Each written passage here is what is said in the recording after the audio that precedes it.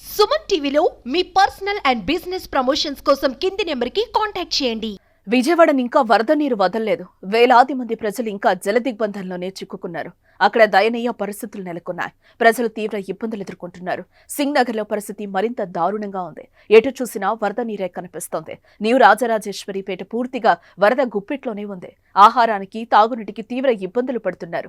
Main road లో బోట్లు తిరుగుతూ సహాయక చర్యలు చేపట్టినా లోపలున్న వారికి మాత్రం సాయం అందకపోవడంతో వారు ఆకలితో అలమటిస్తున్నారు.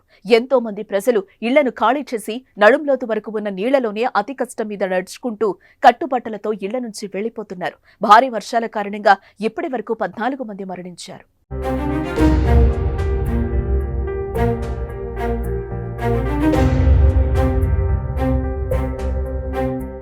ఇటు మరోవైపు ముంపు ప్రాంతాల్లోని సహాయక చర్యలు కొనసాగుతున్నాయి.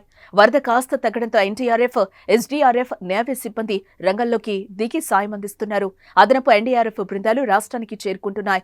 కేంద్రం నుంచి మరో 25 పవర్ బోట్లు రానున్నాయి.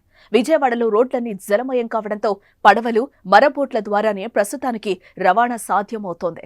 నీటి మట్టం కాస్త తక్కువ ఉన్న చోట్ల జేసీబీలు, ప్రొక్లైనర్లను వాడుతున్నారు. హెలికాప్టర్ల ద్వారా ఆహారాన్ని, తాగునీటిని అందిస్తున్నారు. అయితే సహాయక బృందాలు ఇంకా చేరుకోలోని వరద ప్రాంతాల్లో డ్రోన్ల ద్వారా ప్రజలకు ఆహారం, మంచినీటిని అందిస్తున్నారు. వరద తక్కువ ఉన్న ప్రాంతాల్లో వాహనాల్లో తెచ్చిస్తున్నారు. ఆహారం కోసం జనం ఎగబడుతున్నారు. వాహనం రాగానే పెద్ద సంఖ్యలో వచ్చి చేతులు చాస్తున్నారు అంటే పరిస్థితిని మనం అర్థం చేసుకోవచ్చు. మంగళవారం మధ్యాహ్నానికి నీటి మట్టం మరింత తగ్గుతుందని అధికారులు చెప్తున్నారు. అయితే నీటి మట్టం తగ్గడంతో విజయవాడ రామలింగేశ్వర నగర్లో వాటర్ వెనక్కి వెళ్తున్నాయి. వరద నీటి నుంచి ఇప్పుడిప్పుడే బయటపడుతూ ఉండడంతో స్థానికులు ఊపిరి పీల్చుకుంటున్నారు. అటు ప్రకాశం బ్యారేజ్కి కూడా వరద ప్రవాహం కాస్త తగ్గుముఖం పట్టింది. పైనుంచి నీటి ఉధృతి తగ్గడంతో ప్రస్తుతం ప్రకాశం బ్యారేజ్ వద్ద 9.79 లక్షల క్యూసెక్కుల ప్రవాహం కొనసాగుతోంది. ఇటు మరోవైపు సీఎం చంద్రబాబు నగరంలోని ముంపు ప్రాంతాల్లో విశ్రాంతి లేకుండా పర్యటిస్తున్నారు. ఆదివారం తెల్లవారుజామున 4 గంటల వరకు వరద ప్రాంతాలను పరిశీలించిన సీఎం సోమవారం కూడా ముంపు ప్రాంతాలపై ఫోకస్ పెట్టారు. సోమవారం రాత్రి మరోసారి పర్యటించారు.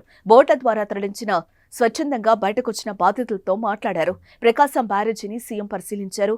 అనంతరం అధికారులతో సమీక్ష చేపట్టారు. రాత్రి 2 గంటల వరకు విజయవాడ కలెక్టరేట్లోనే సీఎం చంద్రబాబు ఉన్నారు. సహాయక చర్యలు, వరద నిర్వహణను పర్యవేక్షించారు. కలెక్టరేట్లో బస చేశారు.